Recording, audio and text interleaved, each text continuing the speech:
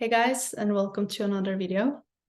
My name's Julie, and today I want to talk a little bit about collective consciousness. And the collective consciousness is sort of what appears to manifest the external world. So what we experience to be the world is really a manifestation of the collective consciousness, because it's a paradigm or a worldview that we share with others. So essentially, like, my world is not your world. So the way I see reality will be shaped by my culture, my primary experience, my personality, and everything else that sort of is a part of my experience. So I will never see the world exactly as you do, except for the things that we experience, both of us.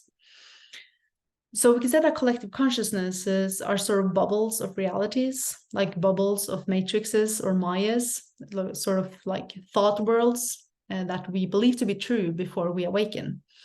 And we tend to share these worldviews or matrices with other people, the people in our lives that sort of confirm it, because everyone around us seems to believe in the same sort of paradigm.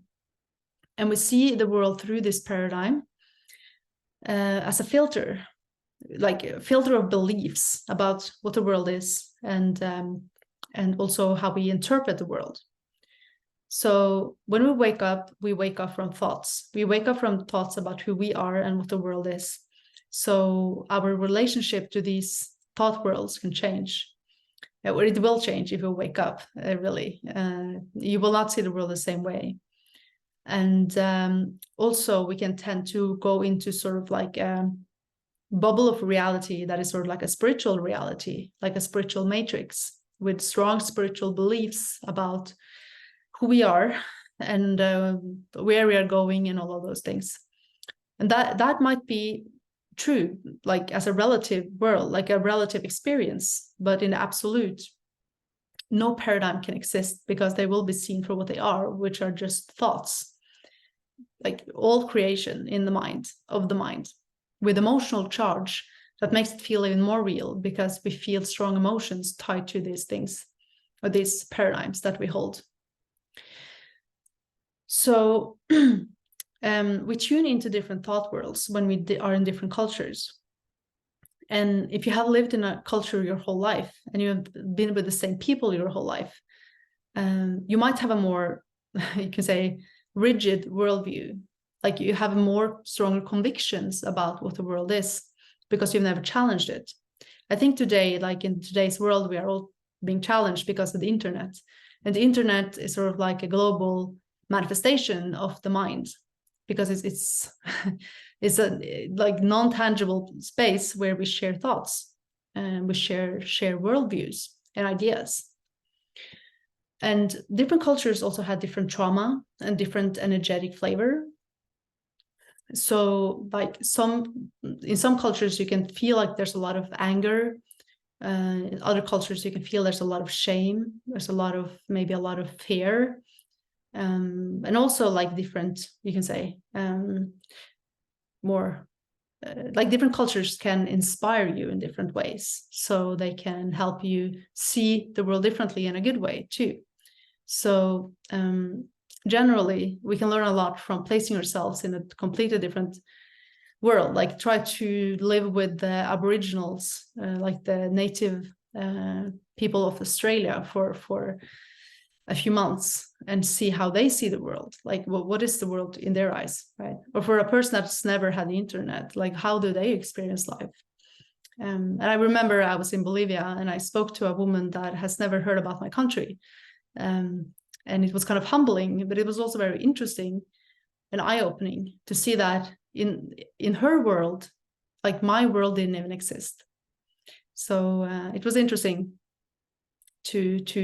it was also in the beginning of my awakening. So I started to question what really is the world then? If she's experiencing like a reality where she's nowhere aware of what goes on in my daily life, right? None of the things that I have been told that are important, like education and like money, all of those material things, she couldn't care less about that, right?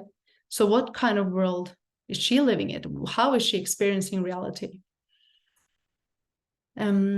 So in generally, when we wake up, before awakening, we are programmed by you can say, the main matrix that we were part of, and the main thought world that we have been in and shared with the people around us for the most of our life.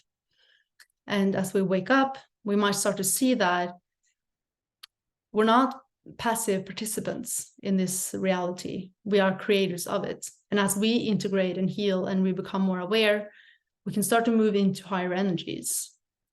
And not by rejecting, you can say, lower energies like shame and fear and anger, but by integrating them, by becoming comfortable in our suffering.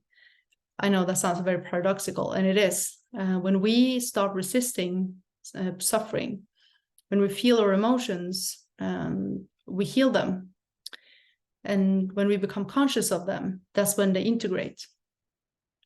And that's when we can start to embody, and that is love, really. And we can start to embody love and natural enjoyment of life. And joy and love and peace comes through us in a natural way. So this is how we affect the world and heal the world, not by fixing external experience, but by embody our true nature and live it in the world, or just live it, and then the world will be shaped by that, right? So we are conscious creators, and we can choose what kind of world we want to live in, and know that it can't exist, like what our desires or our visions can't exist without us envisioning it and creating it. So again, like, we see the world as a mirror of our thoughts. So what you experience in your life is a reflection of your subconscious, or your like collective of your consciousness. And in the collective consciousness, we see this through, for example, wars, economic crisis and poverty, and all the things that we experience in society that are challenging is a manifestation of our own fear and our own anger and all these things. So what's happening at the micro level, which is you as an individual, is also happening at the grander collective macro level. So again, when we heal, we can create a better world, really. That is what it's all about. So that's what I had for today. I hope it resonates, and always leave me a comment below and let me know how you resonate with this message. And until next time, much love and namaste.